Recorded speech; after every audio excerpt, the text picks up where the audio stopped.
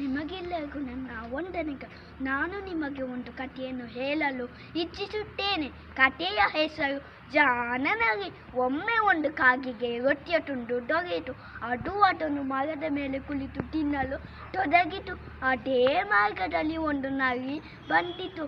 ಕಾಗೆಯ ಕೊಕ್ಕಿನಲ್ಲಿದ್ದ ರೊಟ್ಟಿಯ ತುಂಡನ್ನು ಪಡೆದುಕೊಳ್ಳಲು ಒಂದು ಉಪಾಯ ಮಾಡಿತು. ಕಾಗೆಯನ್ನು ನೀನೆಷ್ಟು ಸುಂದರವಾಗಿದ್ಯಾ, ನಿನ್ನ ಧ್ವನಿಯು ಅಷ್ಟೇ ಸುಂದರವಾಗಿದೆ, ನನಗಾಗಿ ನೀನೊಂದು ಹಾಡನ್ನು ಹಾಡುವೆಯಾ?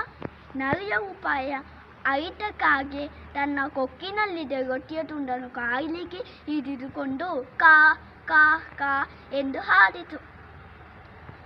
ನರಿಯ ಉಪಾಯ ವಿಫಲವಾದುದರಿಂದ ನಾಚಿಕೆಯಿಂದ ಅಲ್ಲಿಂದ ಹೊರಟು ಹೋಯಿತು. ಇದರ ನೀತಿ ಪಾಠ: ಉಪಾಯದಿಂದ ಏನನ್ನಾದರೂ ಸಾಧಿಸಬಹುದು. ಧನ್ಯವಾದಗಳು.